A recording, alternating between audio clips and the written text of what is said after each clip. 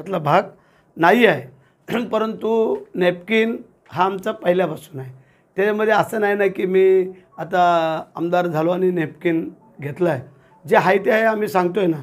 त्यामध्ये नॅपकिनचा बऱ्याचशा वेळेला उपयोग होतो। काय घाम आला, हात धुतले, तोंड पुसायचं असलं किंवा काय तर नॅपकिनचा उपयोग चांगल्यासाठी आम्ही करतो। चुकीच्या कामासाठी नॅपकिनचा उपयोग करत नाही आहे। राहिला प्रश्न जो दुसरा, त्यांनी जे सांगितलं मंत्री होणारच होतो, त्याबद्दल काही दुमत असण्याचं कारण नाही। त्यांनी मगाशी सांगितलं तानाजी मालुसरेंच्या भूमीतल्या आणि तानाजीच मालुसरेंच्या भूमीतलं असल्यामुळेच मी थांबलो, हे लक्षात ठेवा। तानाजी मालुसरेंच्या भूमीतले नसते तर कोण थांबलं नसतं। आणि त्याप्रमाणे आज जो काय या राज्याचा राज्यकारभार महाराष्ट्राचे मुख्यमंत्री एकनाथ शिंदे साहेबांच्या माध्यमातून जो चालू आहे हे सगळ्यांना खटकते। त्यामध्ये कोणी वेगळं सांगायला पाहिजे अशातला भाग नाही आहे। पालकमंत्री ज्यावेळेला मंत्री होईल तेव्हा पालकमंत्री होईल, अगोदर पालकमंत्री कोण होत नसतो मंत्री झाल्याशिवाय। आणि अजूनही आम्ही आशा सोडलेली नाही। आज नाही उद्या, उद्या नाही परवा मी मंत्री होऊ शकतो हे आपल्या सगळ्यांना कल्पना आहे। परंतु आता नाही झालो ते नाही झालो, त्याबद्दल काही दुमत असण्याचं कारण नाही आहे।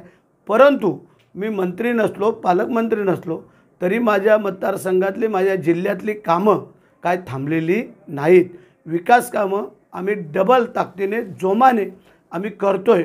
जी उद्धव साहेबांच्या काळामध्ये काही गोष्टी होऊ शकल्या नाहीत त्या प्रचंड प्रमाणात विकास निधी आणून आम्ही ती करतोय। त्यामुळे जनतेने आम्हाला जे काही स्वीकारलेलं आहे, बघूया ना, दूध का दूध पाणी का पाणी, येणारी पहिली खासदारकी आहे त्याच्यामध्येच आपल्याला चित्र स्पष्ट होईल।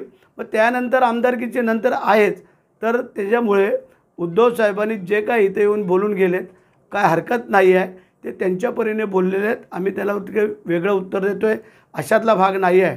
परंतु टकमक टोकाचा जो विषय त्यांच्याकडे नेहमी येतो, तर मी मागच्या वेळेला पण सांगितलं, टकमक टोकावरती जाण्यासाठी त्याला पाय मजबूत लागतात, त्याला मन मजबूत लागतं।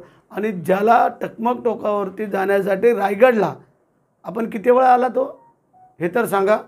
शिवाजी महाराजांची राजधानीचं ठिकाण आपण किती वेळा आलात रायगडवरती, आणि रायगडवरती जायला बऱ्याचशा पायऱ्या पहिल्या चढाव्या लागतात आणि त्या आम्ही चढून पूर्ण केलेल्या आहेत।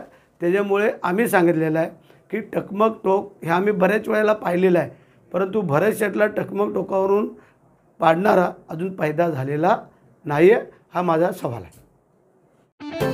रोजच्या घडामोडी पाहण्यासाठी राजकीय दर्शन न्यूज चॅनल सबस्क्राइब करा आणि बेल आयकॉन दाबायला मुळीच विसरू नका।